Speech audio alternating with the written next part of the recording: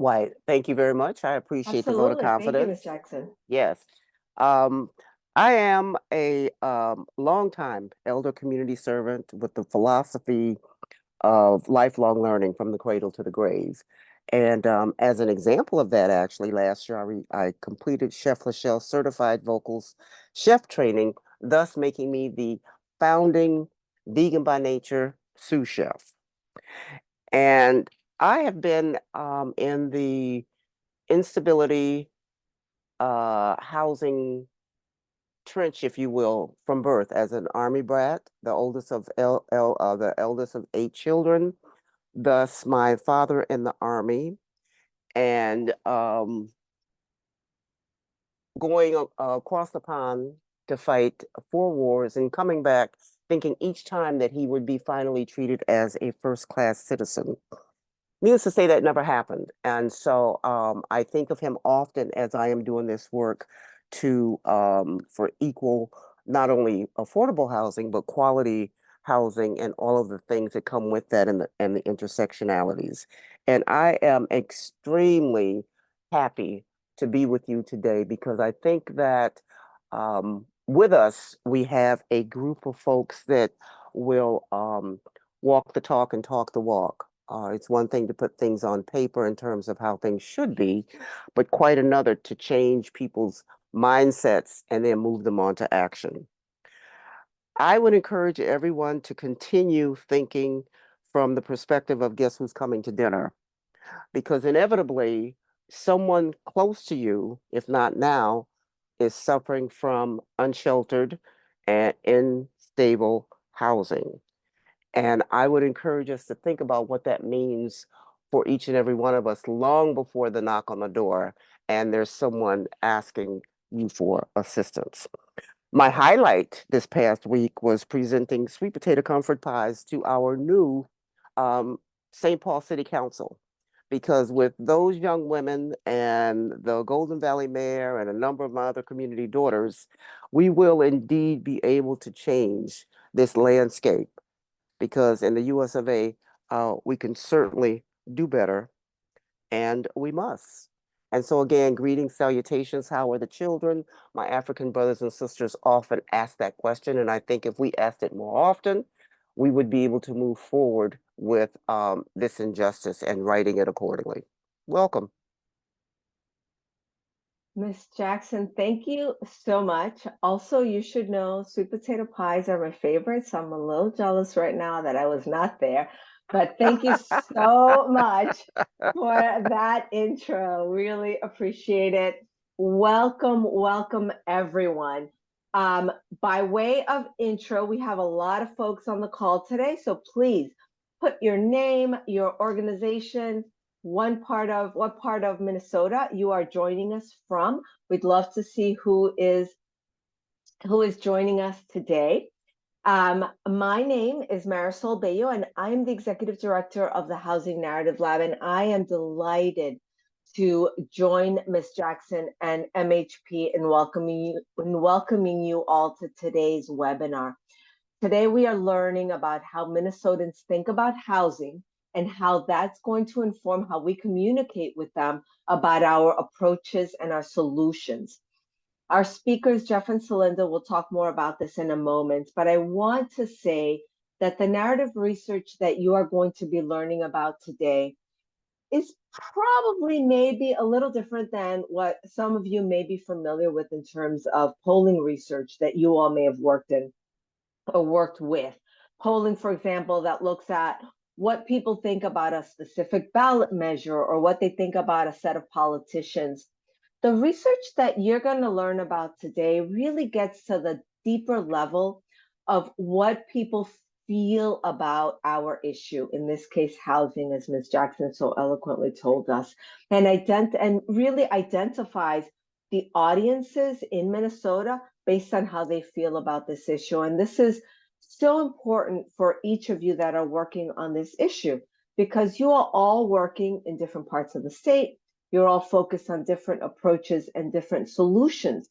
So this research is going to help you understand how different groups think and feel, I should say feel and think, so that you can approach them in ways that really help them understand why your particular solutions and approaches to the work make a difference and matter.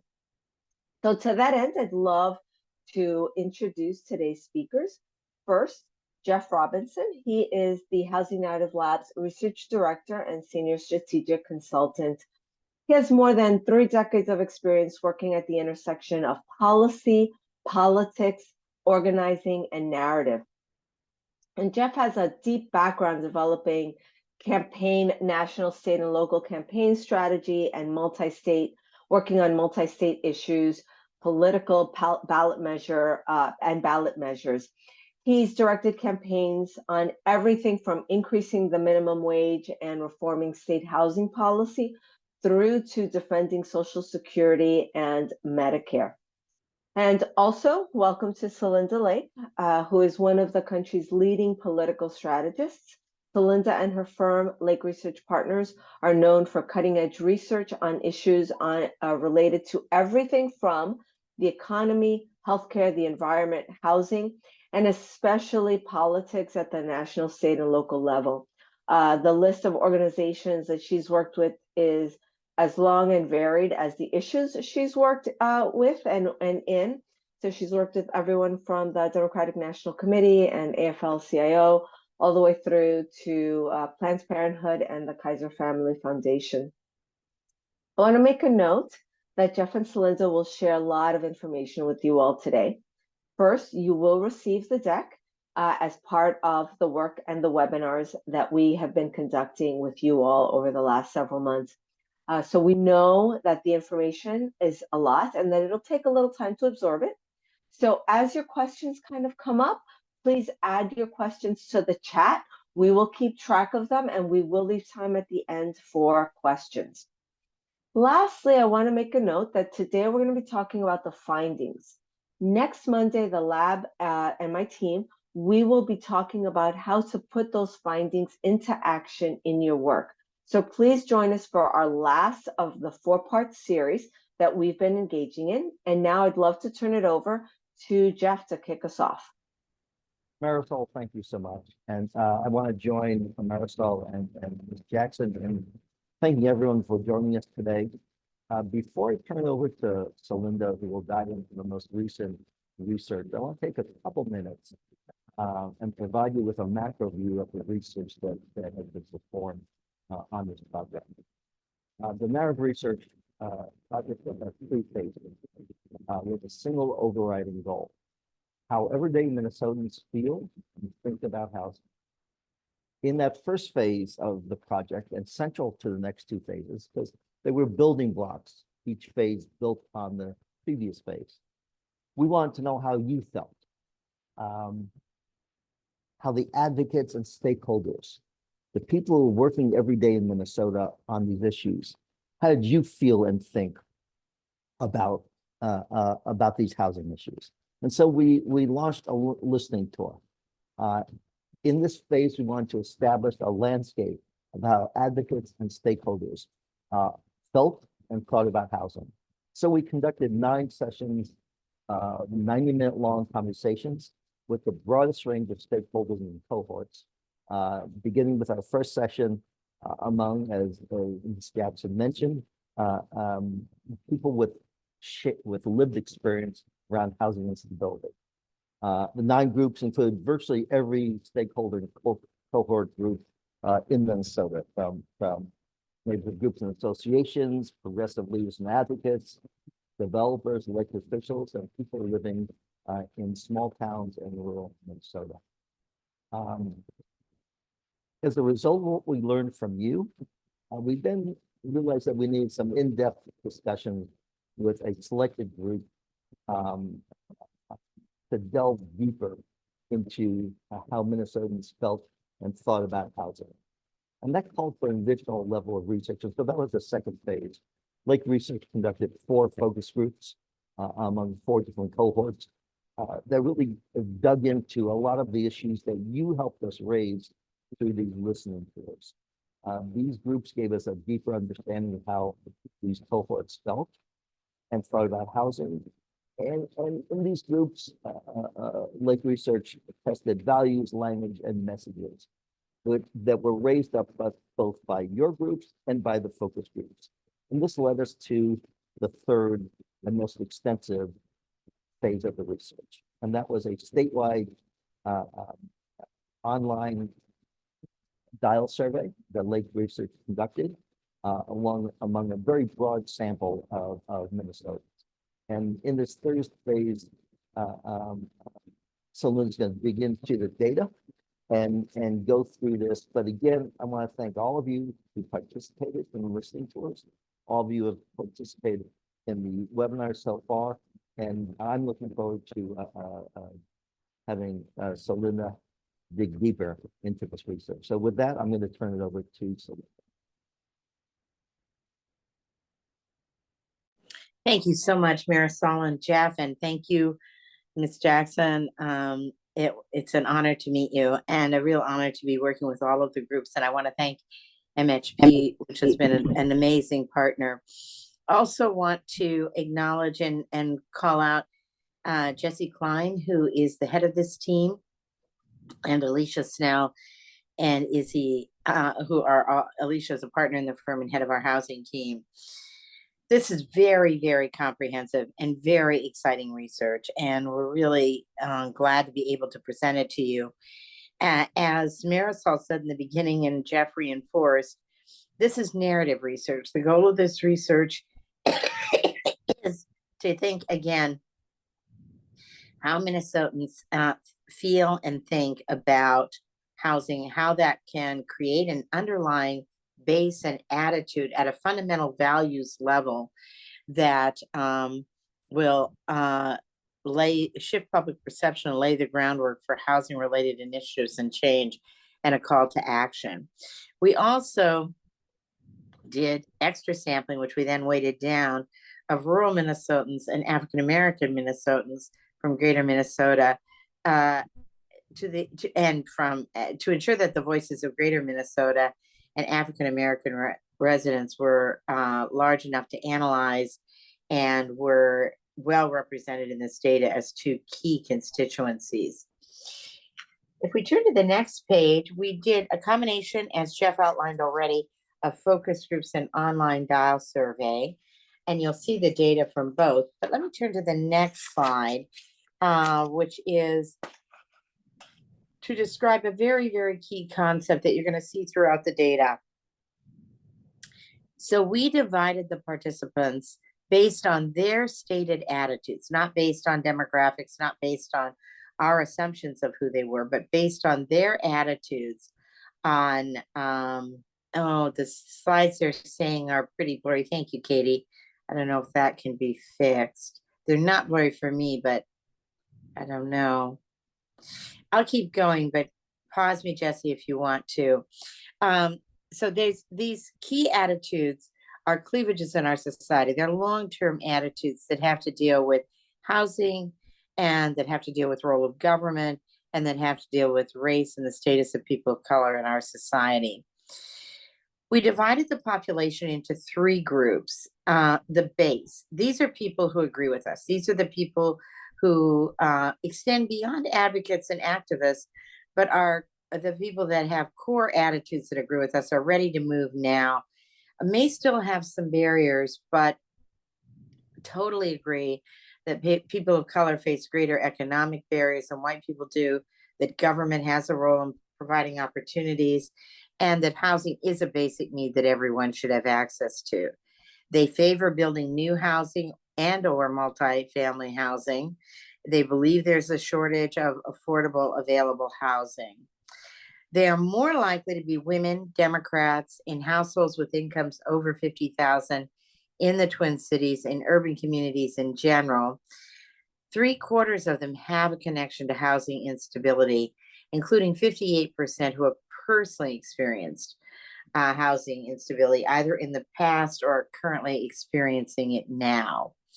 So 29% of the adults, these are the base, these are the people who will take action first, who are core supporters, but obviously they don't make up a majority. The opposition is 22% of adults. These are people who so strongly disagree with us that we would wonder what we have to say to them to get them to agree. And if we said something to them, it would be so meaningless and so watered down because of their fundamental disagreements that we wouldn't be really promoting the kinds of change that we want to see. They think the government should get out of the way. They think that individual people get ahead because they work hard, and that any racial differences are due to the fact that white people work harder than others. They disagree with the idea that housing is a basic human need that everyone should have access to. They oppose building new housing or multifamily housing to address a shortage of available affordable housing, and generally see this as something they don't want in their neighborhood and they don't see as a problem, a public problem. Once you see these people, you can see, right? You don't want to invite them to your birthday party. And we aren't going to get these people to agree to them, but it means that they're only 22% of the public. They're not the entire public. So these are people who, if anything, we want to alienate, we want to isolate. And that's usually the right wing strategy. And we would not be getting any meaningful change if they were to come on board.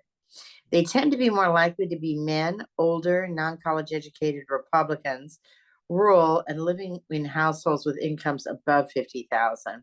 But they are not all of those groups by a long shot. They're not all Republicans.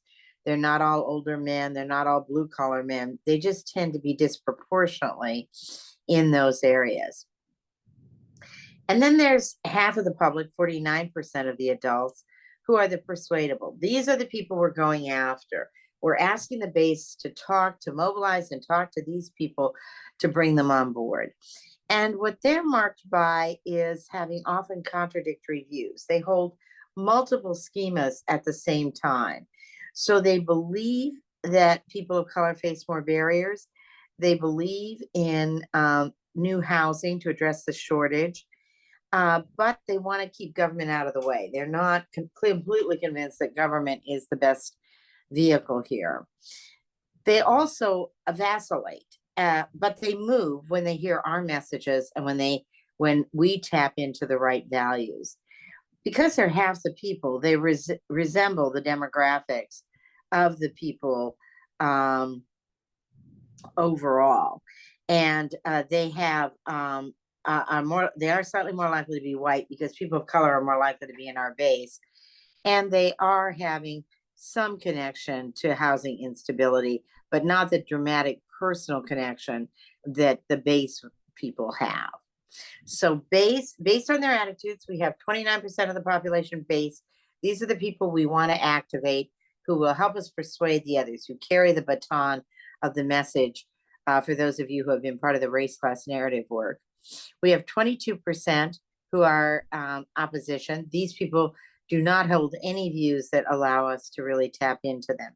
And we're going to have some people disagree with us if we're going to make meaningful change, but they're not all of any group. They're not all Republicans. They're not all rural voters. And they're only 1/5 of the population. And then we have the persuadables. These are the people that we want to persuade. We want to tap into their values that serve our interests. We want to answer their doubts.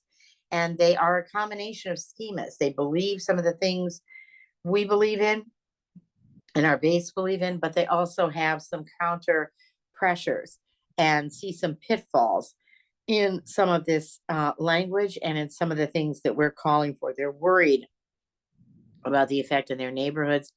They're worried about the cost and taxes. So there are some sensitivities here, as well as a commitment that housing is a problem. They know about instability, and they really want to create affordable housing for everyone and for housing near where people work. And they believe it's a core value for people now and for children in the future. They're also very economically oriented. They enter this issue often through an economic prism first, rather than a housing prism. Our base is there at starting by thinking about this as a housing issue, but the persuadables tend to often enter this through an economic prism. And so their first solutions are often economics, jobs, higher wages, rather than housing solutions to begin with. And for the persuadables, by the way, it's very, very important to have a call to action because it is not obvious to persuadables what we're going to do about this, what can be done.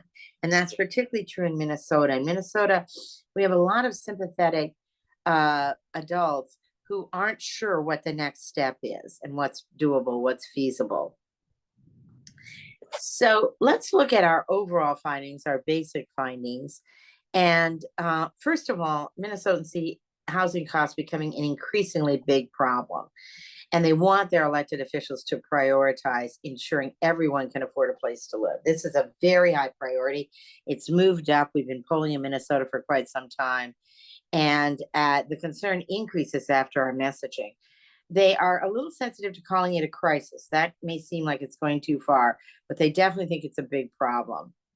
Their number one thing that they blame is inflation and rising costs for unaffordable housing today.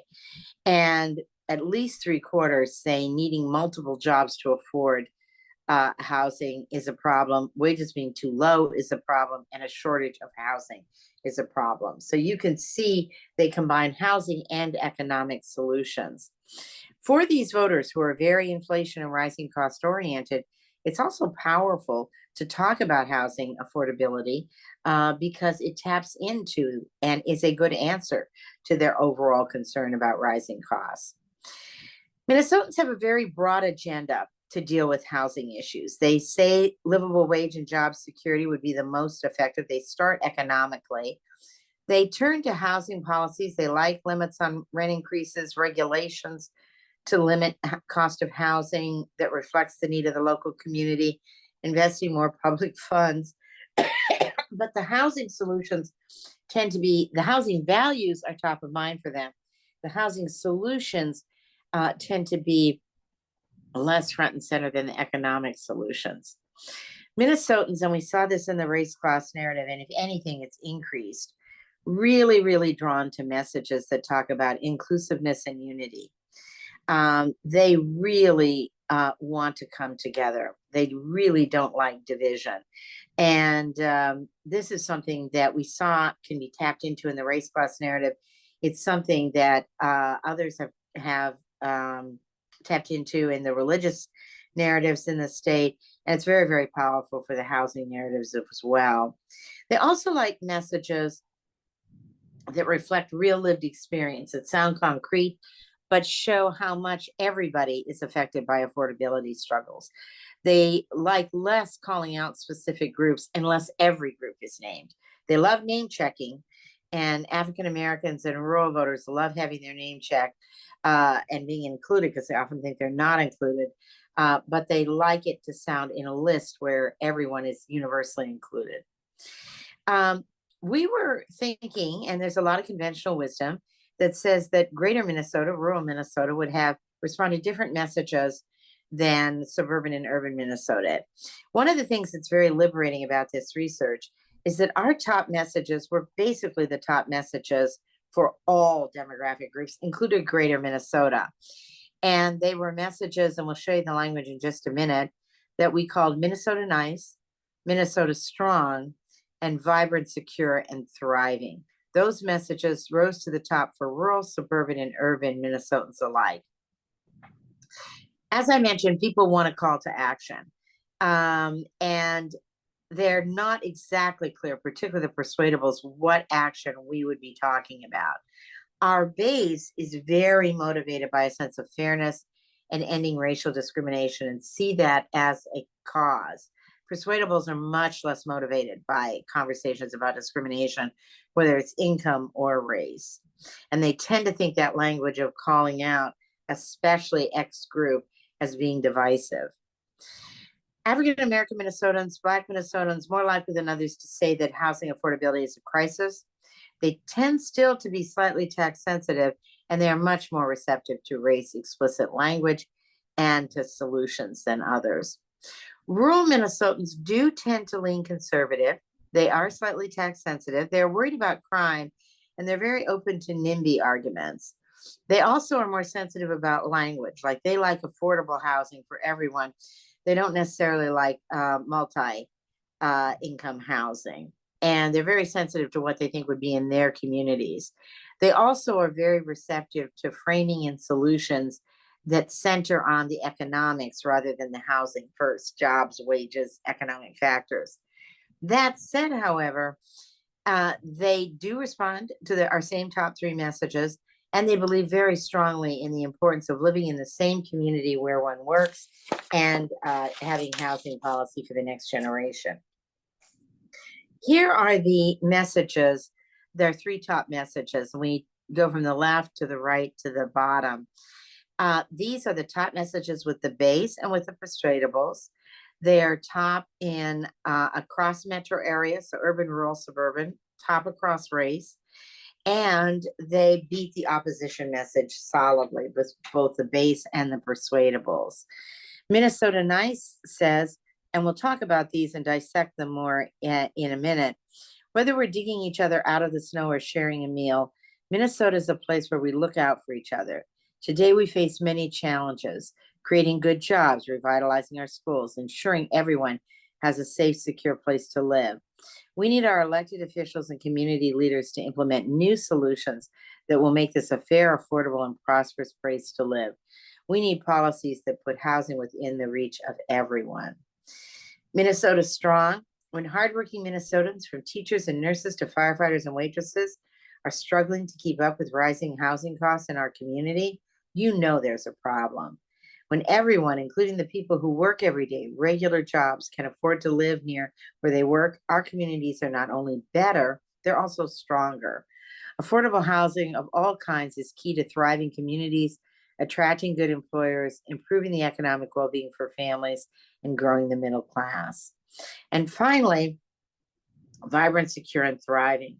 Stable housing should not be something you have to think about, and it should be something that families can count on every day.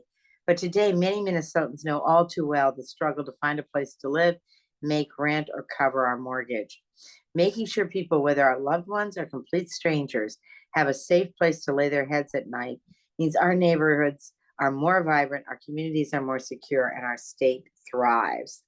So very strong, very values-oriented messages, inclusive, unity, concrete, paint a picture where people can see themselves.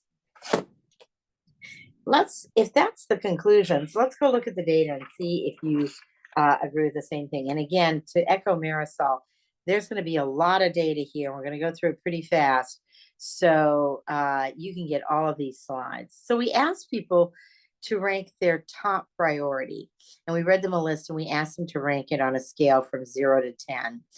The dark blue numbers are the people who rated a top priority 8 to 10. The light blue add to them the people who make it a priority at all. And then you see our groups, the base, the opposition, the persuadable. What you see here is that everybody has as a top priority, except the opposition, making sure future generations of Minnesotans can live and thrive here. And their second top priority is making housing affordable. Those are the two keys for the base.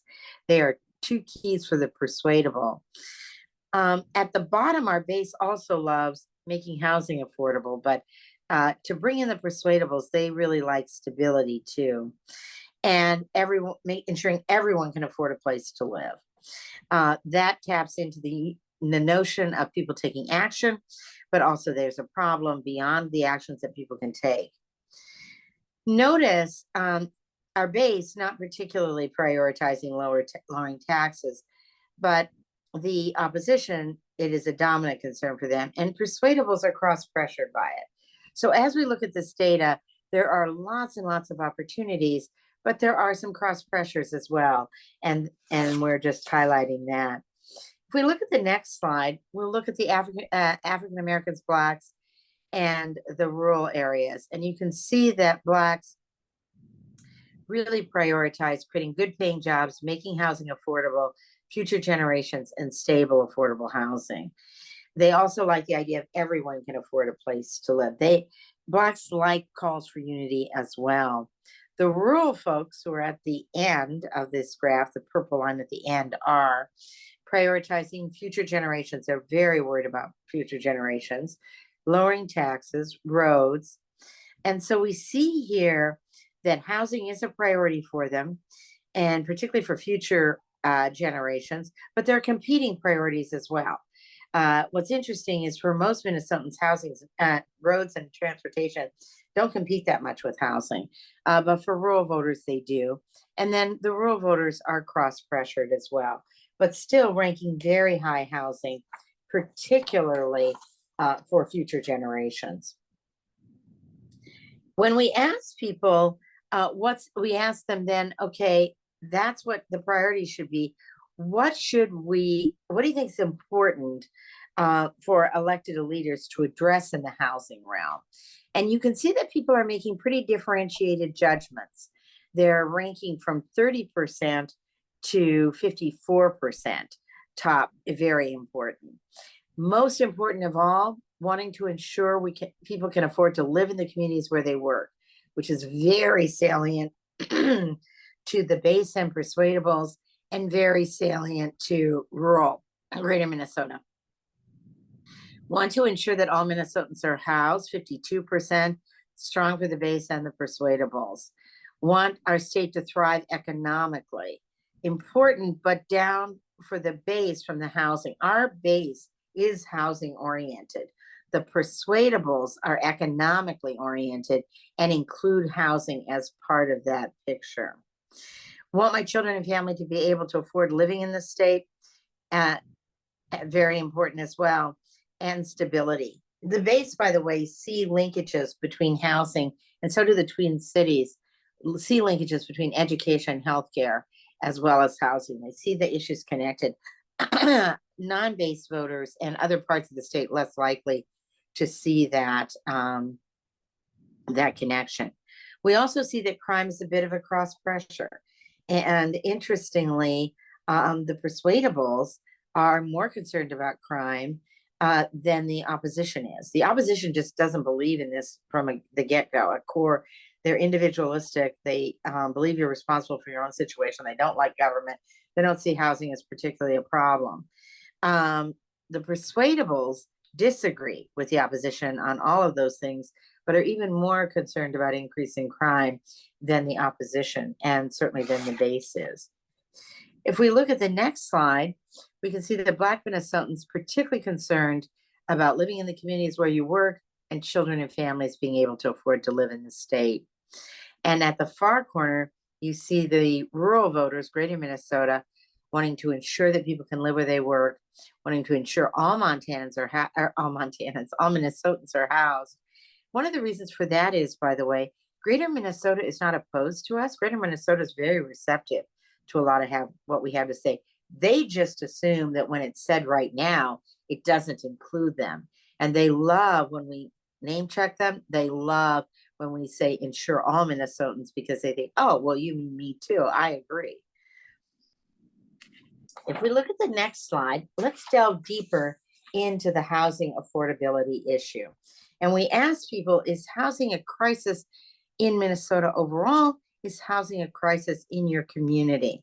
And you'll notice that people think it's a crisis, although we'll see later, it's better to respond, say it's a big problem than a crisis. Crisis seems a little overwhelming to people, a little absolute and a little dramatic. Big problem sounds like you could take on a big problem, but are we going to really be able to get our hands around a crisis? People also tend to think that housing is a problem in their communities, but less a crisis in their own communities. Notice this difference between what's true in the state and true among the community is among the persuadables. The persuadables very oriented towards seeing it as a problem in the state, less oriented towards seeing it a problem in their own community. What we're going to do is turn to, because we've covered in the summary, we're going to turn to the values section in the interest of time. So you can see all of those we're just going over. What we skipped was just going over more issues about what the problems were, et cetera. And we've covered that in the summary. You can go back and look at that at your leisure. No secrets there. We've already covered them. So the strongest messages, as you know, don't start with a statistic, don't start with an acronym, don't start with a policy. They start with a core value. And what we're finding right now is the strongest messaging is positive messaging, talking about where we want to be rather than what the problem is. The two strongest messages for the persuadables and the base are, no matter our race, gender, or income, we all want to get and keep a roof over our heads. This is a core value for the base and the persuadables. And it's very, very strong to use this language, which many of you in Minnesota are familiar with, no matter our race, gender, or income, rather than saying especially this, especially that. That kind of language, much less persuasive to the persuadables. The base are fine with it. But the persuadables do not find appealing segmenting out particular groups. And particularly in the housing area, people think everybody's affected. Notice even the opposition agree, no matter our race, gender, income, we all want to get and keep a roof over our heads. The problem is the opposition thinks it's all your responsibility, no government role, no funding, no investment. The base and persuadables find very strong, every person deserves a safe, quality, and affordable place to live, no matter what we look like or where we come from. By the way, that statement very, very strong with Greater Minnesota, because again, Greater Minnesota says, finally, somebody sees me in this. By the way, one of the slides we skipped, which I think will be important for you to go back to, is that Minnesotans do see a role for government, except for the opposition. Now, they debate a little bit whether it should be state government, federal government, local government, and most of them like state government being involved. But unlike some other states we've been in, Minnesotans are there at hello on having a role for government, particularly the base and persuadables. And remember, the base and persuadables make up 2/3 of the population. If we turn to the next slide, these are another set of values around housing. And you see that people feel very strongly housing is a basic need that everyone should have access to. 87% of the base strongly agree with that, 73% of the persuadables. Notice the opposition, only 11% strongly agree with this. You don't want to invite these people to your birthday party, and you'd have to wonder what you say to them if you don't believe that housing is a basic need and you don't believe everyone should have access to it. Also very, very strong. I want my community to be a place where everyone, young and old, black and white, Minnesota-born, newcomer, rural and city, has a place to call home that enables us to do and be our very best. This is very, very strong with base and persuadables. Black and rural Minnesotans respond positively to the specific mention of them. And notice we are not hiding the ball here. We are calling explicitly out race in all of our value statements, but we're not using the language that sounds divisive and exclusive to people, especially this group, especially that group. We're including everyone here. And Minnesotans really, really respond to that. If we look at the dial messages, then this is the funnest part of the exercise. And what we're going to do is show you a summary of the messages. Then we're going to show you the opposition's message. And then we're going to show you our messages. Now, there are two sets of ratings here. These are averages, means. And the first is the average of the conscious rating. After we ask people, after we read the message and they give their moment-to-moment reactions to them, we then ask them to rate, well, how convincing did you find that overall? And you'll notice here that these are very, very strong ratings. And remember, based by attitudes are people who are very strong for us. They are already the people we want to activate. Persuasive are people who are conflicted. They see a lot of positive values, but they also see some barriers. And opposition are the people who see no role for government, see no role for race, think this is totally individual and it's up to you and it's just how hard you work and you can get a house. The unconscious ratings are the moment-to-moment dials. And again, we see the same messages are getting the conscious ratings and the unconscious ratings. Notice for our base and our persuasive voters, we are beating the opposition message. Our base doesn't even like the opposition message. They're like, forget it. This is ridiculous. The persuasives are, they have a mean of 50%, but it's nothing like the measures that they give our messages. And then, of course, the opposition, true to their label, they buy the opposition message more than they buy our messages. But we would have to wonder what we say to them to get them to agree. One thing that's very noticeable here is that the conscious ratings are all higher than the unconscious ratings.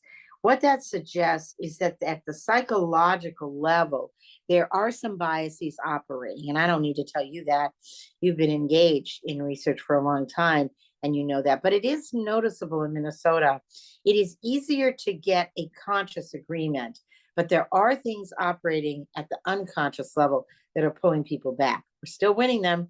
We still have strong messages. It's still the same messages that deal with that psychological factor, but it's quite noticeable in Minnesota. If we look at the next slide, you can see here the rural numbers, and you can see that it's the same three messages that are at the top. You do notice in rural areas that they respond to the jobs economic connection, particularly at the conscious level. They are focused on the economy right now, even though it's less powerful actually unconsciously. And if we look at the next slide, you can see Black Minnesotans, and you see they too are responding to the same top messages. They're really sensitive to inclusion, and they're not very persuaded by the opposition message. Greater Minnesota, torn a little bit by the opposition message. Black Minnesotans not. We thought there might be a difference in the messaging. There really isn't. The only difference in the messaging is that Blacks acknowledge and respond to the fact that racial discrimination has produced part of where we're at.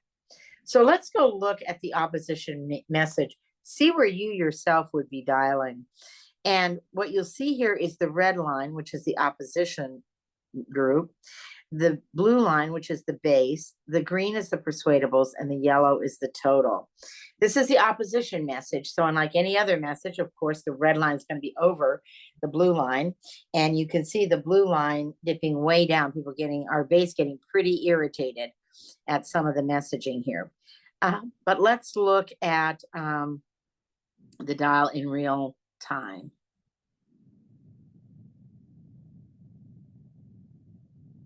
Or are we playing the dials, Jesse? Oh, I'm sorry, we're not playing it. That's why we have the language. Sorry, I got myself confused. So you can see the full wording, but you can see people dialing up, everyone deserves a roof over their head. But the opposition not dialing up there. They don't think everyone deserves a roof over their head. And notice they totally reject the solution of placing new affordable housing developments the buying it in our everyone deserves a roof over their heads. Our side dialing up on the opposition is not dialing up on it. Then the opposition dials up. Our side dials down when we attack building new housing. Our side and the persuadables want to build new affordable housing. Then people tend to flatline, but the opposition worried about crime. Our base thinks that's just, divisive language. And then you'll see our side rejecting completely the idea that this is going to lower their property values. The opposition dialing up on that. They're worried that it will lower their property values. And notice our side wants to build more housing again. So do the persuadables, but the opposition does not want to build more housing.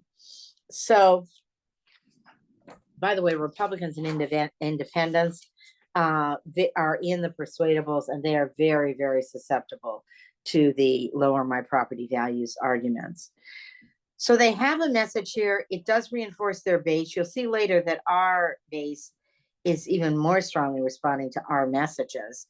It's up and down here because they do try to co-opt some of our language, but our side and the persuadables catch on pretty fast because invariably they don't want to go to the solutions that our side is responsive to.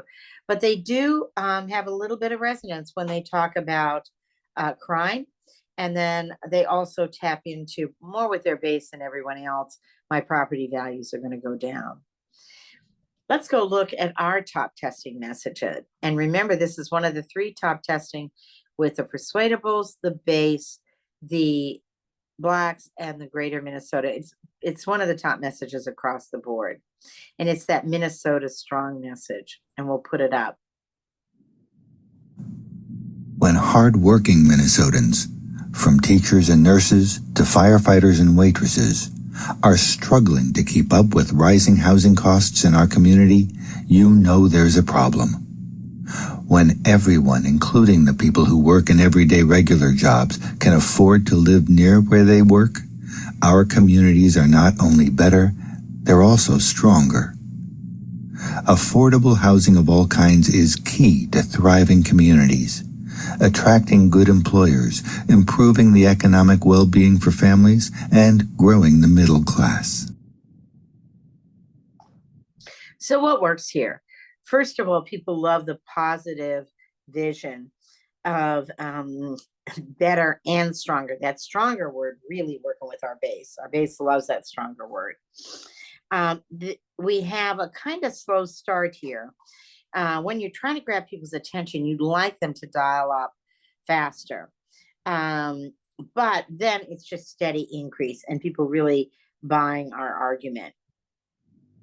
White Minnesotans dial more positive to the naming of the problem in the beginning and end up dialing higher than Black Minnesotans, which you'll see in a moment. Black Minnesotans dial up more modestly at the mention of affordable housing of all kinds. It's hard for Greater Minnesota. They really love the all-inclusive language and assume, oh, everybody's in here. Black Minnesotans are not as sure that that I'm included in this. When you say everyone, do you mean everyone? Do you mean us? Do you mean our communities? They're less sure of that.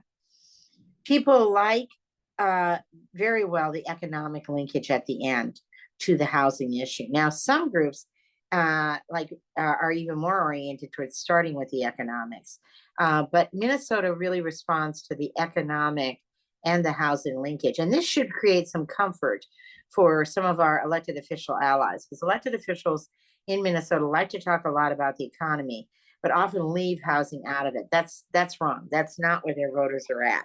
Their voters like the linkage of housing to a thriving economy. The next slide we won't play for you, but we'll show you. And you can see the African Americans and the rural voters. The rural voters are the yellow line, Black voters are the purple line. You can see both of them dialing very, very similarly. And once Black voters get into the message, they are dialing almost as strongly as white members. The thing is that when we say things like affordable housing of all kinds, Black Minnesotans are not sure that means us. When we say all people, or we say Black and white and actually name groups, then or just, you know, your race, your gender, where you live, how much you have in your wallet, then Black Minnesotans respond to, okay, I'm included. But they're sensitive to whether or not this language includes us or not. If we look at the next slide, why does Minnesota Strong work? Well, it starts by naming the problem. That's good. But naming the problem actually slows people dialing out. People know what the problems are. They don't have to be made aware of the problems. They want to know what we're going to do about the problems. They want to know, is it going to, can we ever get united in dealing with the problems? People really love naming the different types of hardworking Minnesotans. And that's very appealing to some tough groups like Southern Minnesota and Republicans. People love the positive vision of our communities. Notice we didn't start with deficit messaging here. It's asset messaging. It's the positive part of the community. And they like a lot the language adding stronger to that language. They think that's a very apt and good description, which came from the interviews with you all, and it tests very, very well with the people. And then tying affordable housing to good employers' economic well-being, not the strongest way to end the message. People like that economic linkage, but they still want a call to action. If our messages lack anything upon retrospect, people are convinced there should be a role for government, but they're not sure what government should be doing. And they really need a call to action and to enact a more specific solution. These messages, which test very well, would all have tested even better had they had that. Our second best testing message, which is also the top message with Black Minnesotans, is Minnesota Nice. And watch the lines, see where you would dial on this message. Whether we're digging each other out of the snow or sharing a meal, Minnesota is a place where we look out for each other. Today, we face many challenges: creating good jobs, revitalizing our schools, and ensuring everyone has a safe, secure place to live. We need our elected officials and community leaders to implement new solutions that will make this a fair, affordable, and prosperous place to live. We need policies that put housing within reach for everyone.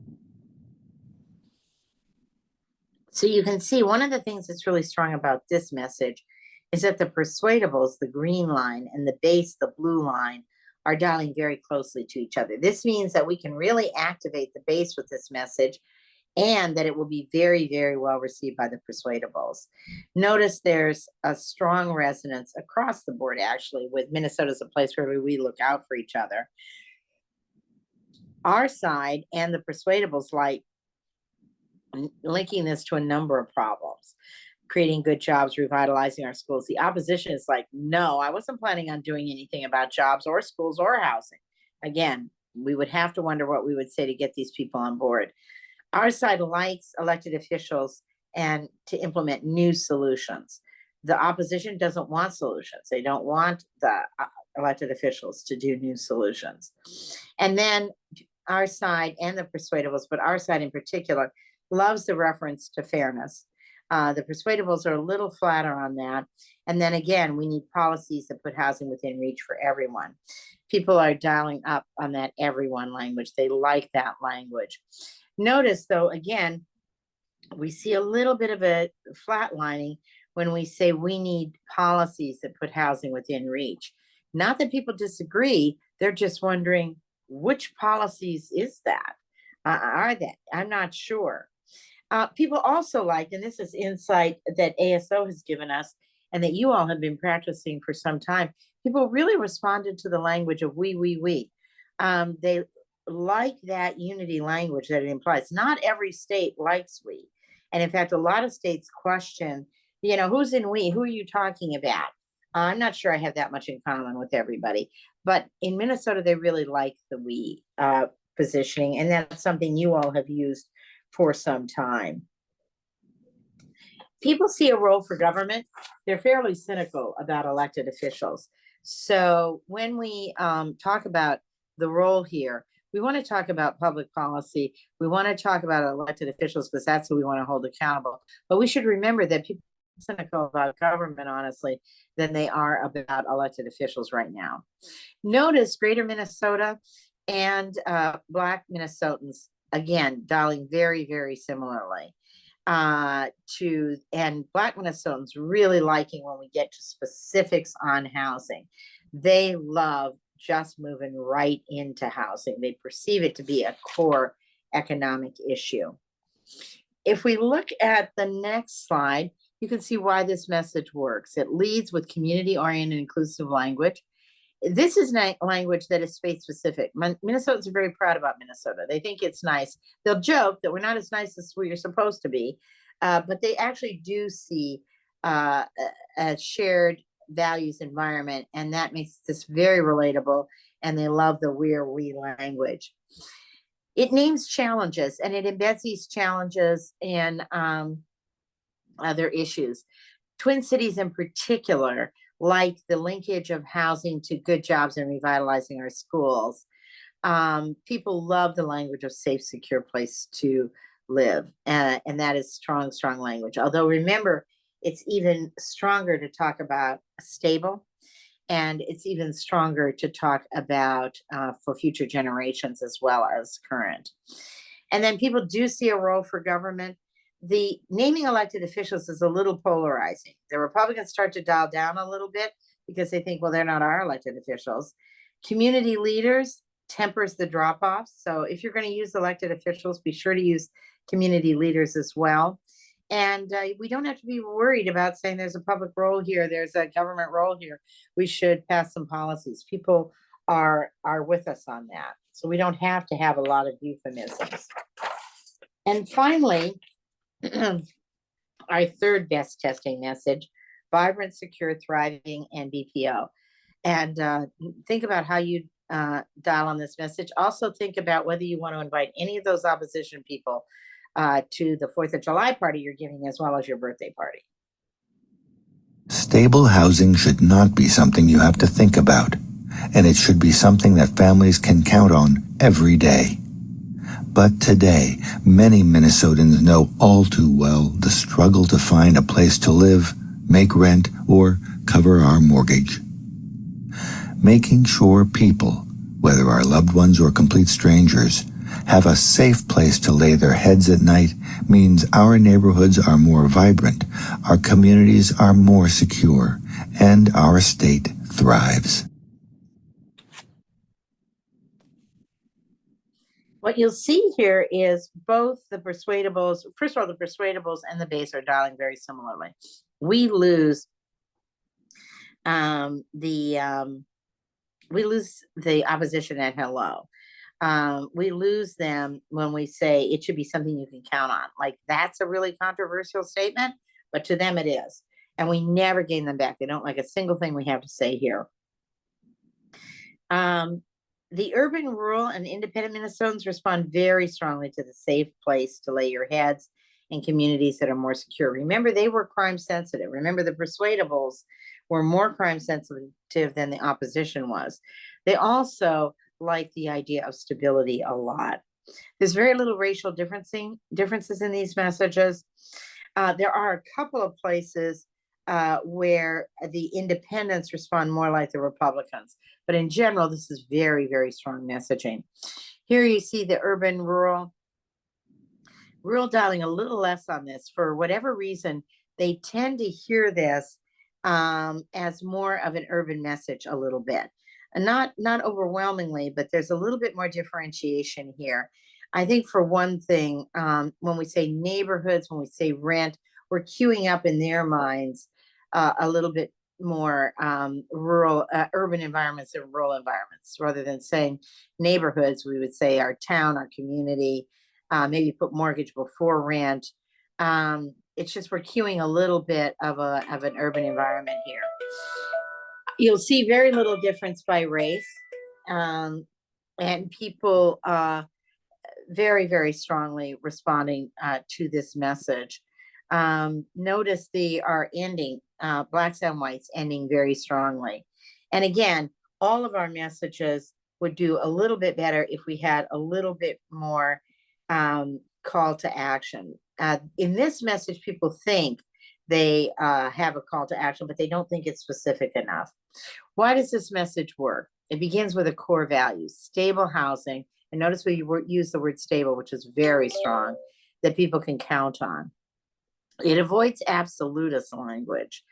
People respond, even though they want to be inclusive and make it sound like it includes everyone, they respond better when we're talking about the problem to say many Minnesotans, not every single Minnesotan. And then we list a list of experiences that people can relate to and picture, but that they also think could apply to them and to everyone. And then we end on a strong core value, and we have an implicit value here of a safe place, which is very strong and taps into that security theme. If we look at the next slide, we can see that after the end, when we asked people initially, how concerned are you about housing affordability, we had 48% say concerned, 22 very. That jumps to 55% very concerned and 27 are concerned, and 27 vary over the course of the messaging. The base increases, and so do the persuadables quite significantly. We get a 10-point gain, which in this kind of test is a strong increase. So we are winning people, even though they're hearing the opposition message. Some pieces of strong messaging. What are the rules to remember? Establish a shared value early on. Anchor the message in inclusiveness, family, community specific references. Use the word stability, which is very strong for people. Name the problem or issue impacting Minnesotans. And the more you can name it in a way that people can relate to personally, the better off we are. Housing crisis is good for our base. Housing problem is better for the swing. Weave in unity messaging while calling for a change to action. People really like coming together. And the only language that they heard us being divisive on was the language of when we said especially a group, or when we said elected officials. Ironically, people think referring only to elected officials is divisive. And then if we could improve our language, we would like to include a little bit more specific action that people or officials should take. But they have a very broad set of solutions. So we have the ability to name a lot of things. You can put in whatever your group is working on. We have 2 slides of recommended language. We've gone through most of that, and so we can come back to that in the Q&A, but you have language recommendations. And we have here, if we can just spend 2 seconds on the previous slide, we have here some language to embrace and replace. I do want to use the caveat, you don't really have a lot of bad language. You just have language that is better than other language and that is broader. And one of the keys to Minnesota that's really different from some other places is we have the ability to have quite strong messaging across communities, across race, across the geography of the state. So there's just some language here that we're recommending that tends to bring in more people than the language that still works, but is bringing in fewer people. But let's go to the SWOT analysis. What are our strengths, opportunities, weaknesses, and threats? And I want to steal some language from Marisol, because Marisol always refers to this as showing that we have lots of strengths here, but we also have some pitfalls. And those pitfalls should not be crippling. They should not drive us. They do not get in the way of being able to make progress here, but we just want to keep them in the rearview mirror so that we are aware of what people are sensitive to. So our strengths are people really want to build new housing. They want to do it in their neighborhood. They want to do it in their communities. They think there's a shortage of available affordable housing. They think this is a problem. They are not particularly sensitive to not in my backyard arguments, and that this doesn't affect me. And they're really responsive to the language of this is increasingly a big problem. And people think, yeah, it's increasingly a big problem everywhere. Opportunities, we make big gains with our messages. We have the same message. People have a very broad appetite for an agenda of housing solutions here. They also are very comfortable linking it to economic solutions. They see a role for state and local and federal government. And they also see a role for housing and land developers. They like those partnerships. Weaknesses, there is concern about crime.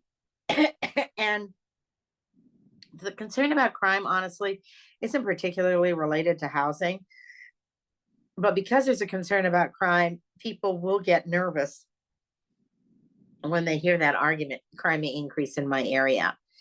A plurality of Minnesotans don't think race plays a role in housing affordability. The base really believes that race does. They're in fact defined by that. Blacks really believe there's discrimination. But those persuadables who are largely white tend to be very responsive when race is named in a context of other things, very responsive when we talk about race, but as in black and white, young and old. But we need to know that racial awareness is still very much dependent on the group in Minnesota. Minnesotans are tax sensitive.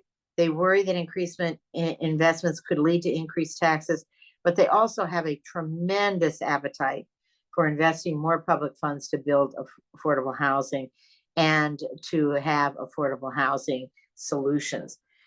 Remember, these solutions are not completely obvious to people. So in our calls to action or our follow-ups, we need to be more specific. And when you're doing calls to action, you may even want a separate thing that says, turn to this bullet to know where to go, turn to this bullet to know what to do, turn to this place to get started.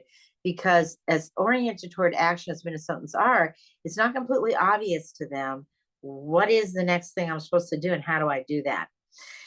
They're not as likely as other places to blame vacation home buyers, investors, and owners of second property. They do see an economic connection. They blame inflation, rising costs, multiple jobs, wages being too low. They're ready for that. And they also, in the Twin Cities, see a linkage to health and education. The threats, swing audiences more susceptible to NIMBY arguments. And the NIMBY arguments that they're most susceptible to is their property values being impacted.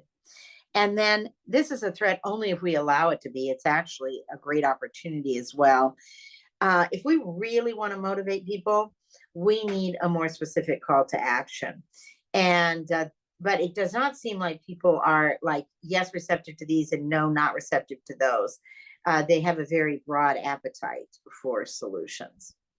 So let me stop there. If there's anything else that Jeff and Marisol and Jesse, who know this data so well, want to cover. I know that was fast. I know that was a lot, but we can eagerly cover other things in the Q&A as well. This was amazing and wonderful. Thank you so much, Celinda. As you said, there's a lot, right? I mean, there's a lot to digest and to process.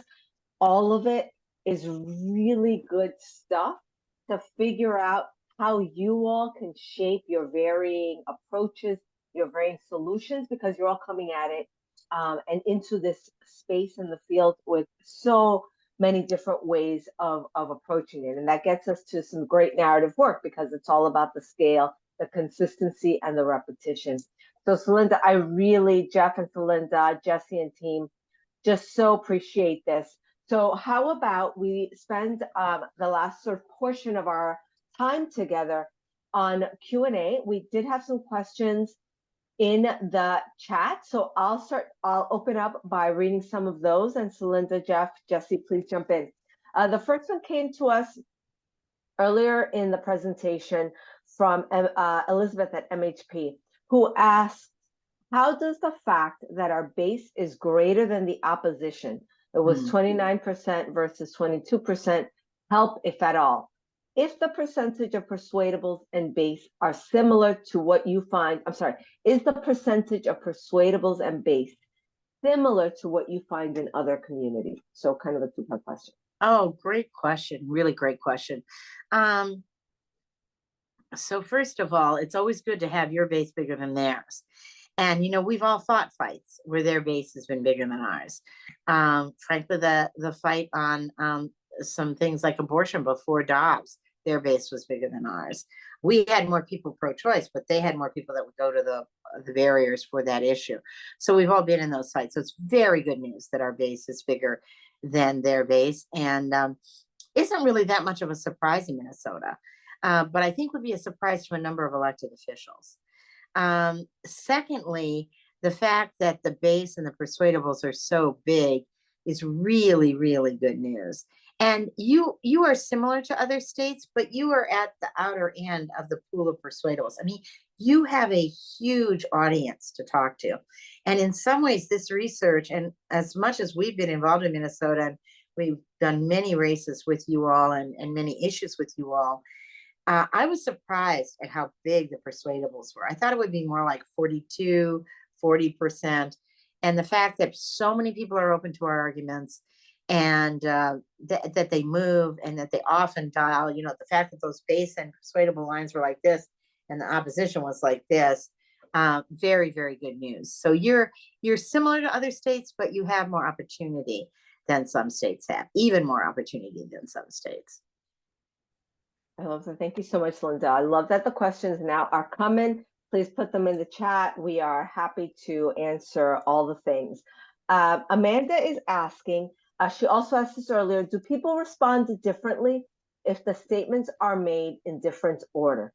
Or if the first phrase is dropped? And I think that Amanda asked this question when you were showing us the makings of a good message based on the research. Yeah, that is a spectacular question. And yes, order makes a lot of difference. And I think Marisol has covered that in the what is a narrative, and then Jeff has covered that too. You want to start with a value statement, and you don't want to start with a problem. You want to start with something that's going to unify people and give them hope. So you want to start positive. You want to start with a value statement. What do we often start with? We often start with a problem. We often start with an acronym, a program, a number, a statistic. So order makes a huge difference here. And then the call to action, is best when it comes at the end. I mean, people are energized by our messages, and frankly, their hunger for call to action is in part reflective of how good our messages are. That people want to do something, and it's like, wait a minute, you got me all excited, and now I don't know what to do or where to go. But what's interesting here is that there are lots of interchangeable parts. You don't have to be, and I think Marisol will go over this with you in the next training. There are several ways to express the value, several ways to express our positive vision, several ways to express our unity. So there are a variety of ways. You're not going to have to be formulaic here. You're not going to have every activist in your group expressing it in exactly the same way, but order is essential. And I'm so glad you asked that question. Super. Thank you so much, Linda. I'm just going through the list here.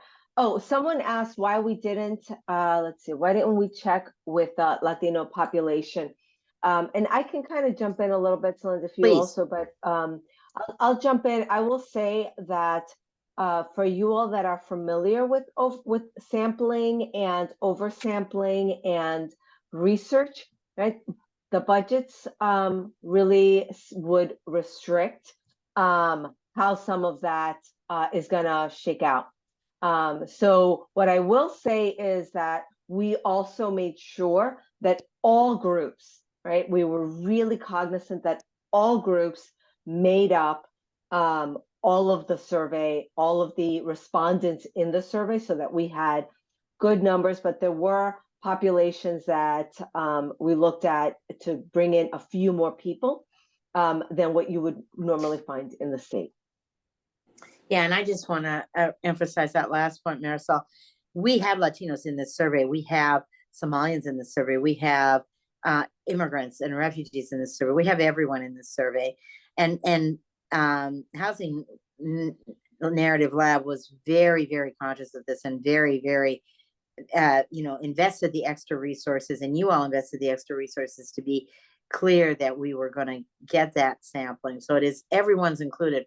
It's just that some groups are not big enough within margin of error to break out separately unless we added extra interviews, and we just ran out of the resources to add every group's extra interviews. Well, thank you, Celinda. Yes, and I should also add that part of why we do the research the way we do with the listening tour in the beginning is largely as well to make sure that we are understanding how the community, and by the community, it's your community leaders, housing field, etc., in the state of Minnesota, are feeling and thinking about this issue, so that it's shaping how we shape the rest of the research. Is really important to kind of have that community's value from the place of the folks that are living and working in this space. Let me jump, we have a few more minutes, so I want to jump into another question from Nancy. Generally speaking, about the SWOT and the responses, how does Minnesota compare to other states? Anything we should be aware of? Really good question. Most states have more threats, if you want to know the honest to God's truth, than you have. You have more opportunities. They have more threats. I mean, it's tough when you're in a state. It's tough when you've been battling the way you have. It's tough when you have some of the fights that you have going on in the state right now, to remember how, and I wasn't sure it was going to be that good. I mean, we fought together, many of us on this call, on some initiatives that went down, for example. So it's not always great. But you have a lot more opportunity, opportunity than others. And the other states have more threats, is the honest answer. Greater Minnesota also is a lot more open than rural areas that we've seen in other states. Now, some of that is changing. Like we were doing some work in Montana on housing. The rural areas are coming along. They're like flabbergasted at the problems. Colorado, the rural areas, because of the tourism industry, are coming along. But in other places, the greater X wouldn't be as good as greater Minnesota. We wouldn't have as many opportunities. And I thought it would be tougher than it ended up being. It's still, you got to be careful. You got to be nuanced, but it's, so in general, I would say the SWATs are similar. I don't think I probably said anything to you that was of great surprise, but it is a better situation and a more uniform situation where you have more opportunities than a lot of other places. Also, can I just add to that, Linda, that I also was really Please. struck by how Minnesota, where it's a statewide survey, where we talked to a lot of Minnesotans, and the messages that resonated were pretty similar across the board.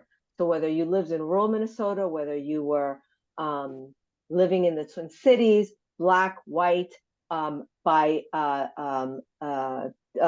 age, gender identification, income levels, there were some uniformity across the board.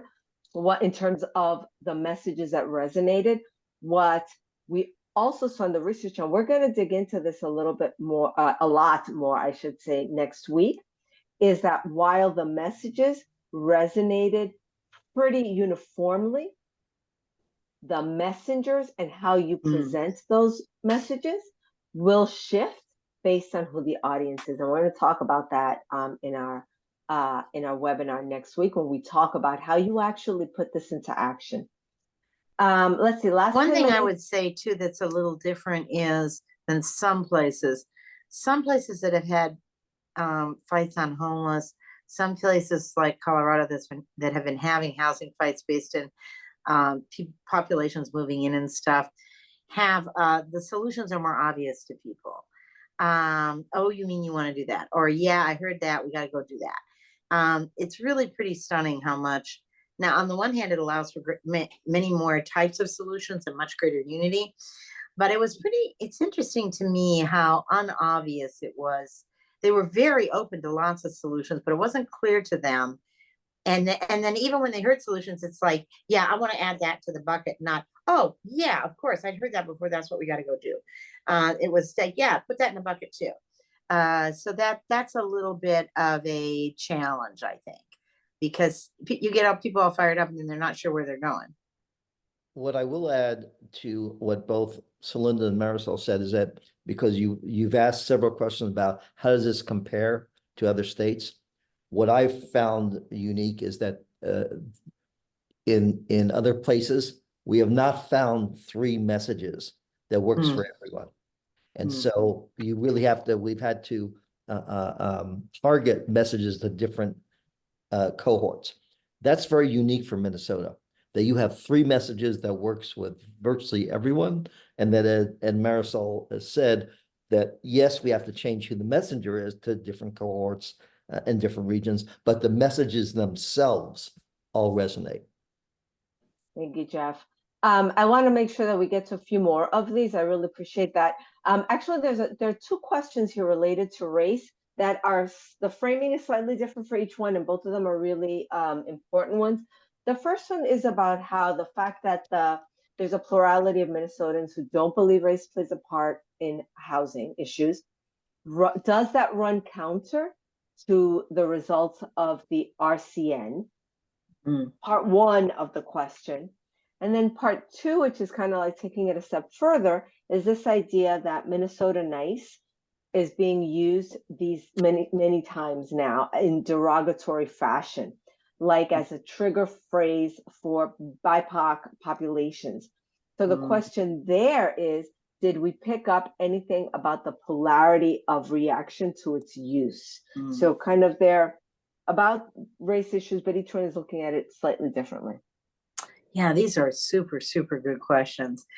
And I'd love to touch, I'd love to have Anat reflect on this too as the kind of author and origin of the race class narrative. But my own view of it is that it's very similar to what we actually found. Now, the difference is in the race class narrative, we still found the same unity, the same real receptiveness to naming, no matter you're what, black and white, young and old, newcomer, oldcomer, all of that is straight out of RCN, as you would recognize. I think what was a little bit different about RCN is RCN tapped in more to a sense that Minnesotans do have, that there's racial discrimination. It looks like people here, I bet if we'd asked general racial discrimination, we would have gotten higher numbers. And in fact, we did ask that in Minnesota Nice, and we did, or RCN, we did some of that initial polling, and they were higher. For whatever reason, they don't tend to think it applies as much to housing patterns and housing affordability. They think of that as more general, that inflation's a killer across the board. It's an equal opportunity killer. And so that is a little different. Minnesota Nice, you make a very, very, very good point. And upon reflection, and I don't want to do this out of school, but I'm really wondering if we should even be calling that message Minnesota Nice, because we have heard that. And I should have been on top of this. I'm really glad you raised that. So you see a little bit of Minnesota Strong testing better with Blacks than Minnesota Nice, but Minnesota Nice still tests really well. Minnesota Nice is labeled that, but it doesn't actually use that language. What we use in that language, and this is totally my fault, we use the language of within reach for everyone, a place where we look out for each other.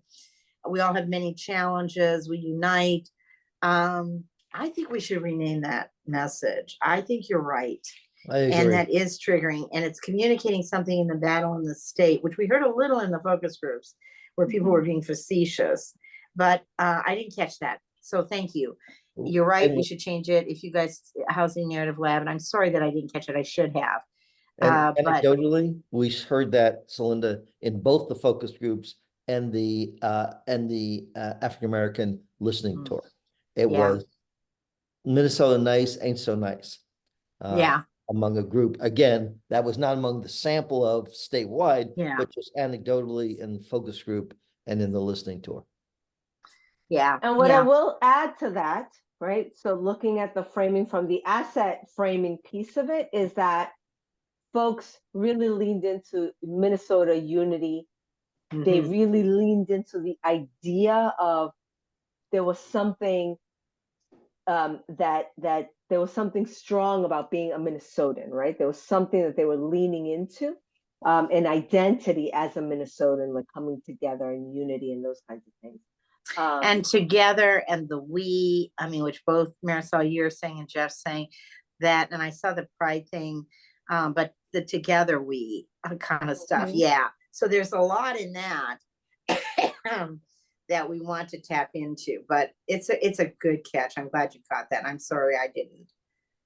Super. No, that's super, super helpful. Thank you so much for mentioning that, Eric. Really appreciate it. So I think in our last few minutes, I wanted to combine another set of questions here that have to do with policies and processes. So Carla asks, do respondents give any indication of how they feel about our current affordable housing system? Have you tested any messaging around current policies and processes? And there was another question that mentions how one of the issues that's going to be coming up this year will be zoning and land use, right? In terms of policies and processes. Is there anything in the data that tells us how to talk about those issues? So I'd like to kind of see how we can combine those two, because they feel related, with the issue, with the zoning question being very specific to one of the policies. So first, let me say this is, and Jeff says this even more articulately than I do, and Marisol, this is narrative research, not policy research. We're not trying to go barrel into a legislature and say, you got to vote for this program, or go to the mayor of St. Paul and say, you got to initiate this program or do an initiative. This is the narrative. This is the ground changing work to create a better terrain for that. To the degree that we use policies, It was more to give people a specific sense of what they could do. Like, okay, I'm all on board. What are we going to do about this? How are we going to get there? There did not seem to be a lot of sense of the process, nor the actual policies that are in place. I don't remember, and Jesse helped me out, and Jeff, I don't remember us even exploring zoning, and I don't remember it coming up that much. We So did I don't- explore, yeah, so this is Jesse, jumped in, hi, hello. Jumping in quickly, as one of the questions in our survey, which we did not include in this presentation simply because we only had an hour and a half to do presentation, we asked Minnesotans to rate a list of different potential causes for unaffordable housing. And that is where we kind of tested different aspects to see if they saw inflation, rising costs, or shortage of available housing, or zoning regulations being an obstacle to affordable housing in the state. So in that vein, we did test that. But it's not exactly how I think this audience is asking the question. How we framed it, we did find that 57% of Minnesotans statewide said zoning regulations that discourage multifamily housing in some neighborhoods does play a role in causing unaffordable housing in Minnesota today. But it was in the second tier of Yeah. cause. Very Yeah, much so. Yeah. very, yes. I mean, people were, but part of that is, as Jesse was saying, how we framed it. So I think not honest. I don't think we have as much to say. Yes, there is a slide, Mary, on that, which we skipped over actually when we were running short on time. So you'll get one. And by the way, everybody should know, working through the housing narrative, there is a lot of data here here, and then there's a lot of data that isn't here, not to keep it secret in any way, but just in terms of time. So if you have some questions that we don't get to, if you have things you want, go to the narrative. We'll get you the data out of there. We can run it for you, whatever you need. Absolutely. Thank you, Celinda. We're actually at time. So if you have questions, I will put my email in the chat. I know that you all work with our partners at MHP. We are always happy to help you with what you need, as Celinda mentioned, in terms of any further questions, because I know there were a lot of questions here that we actually couldn't get to.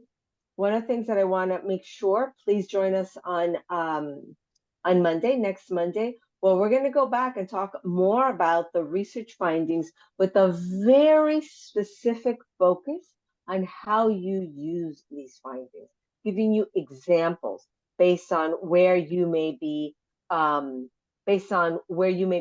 from, your approaches, all of that, giving you lots of different kinds of ideas for how to put this into practice. And that's really important because we don't want this research. This research there's a treasure trove of information here for all of you. And we want to make it as accessible as we can for everyone. So thank you all so much. And I didn't know if Elizabeth or the MHP team wanted to do any sign off. All right. Thank you all. We're going to follow up with slides. Thanks, everyone. Happy Tuesday. Thank you. Marisol. Thank you, Jeff. Thanks, Bye-bye. Jesse.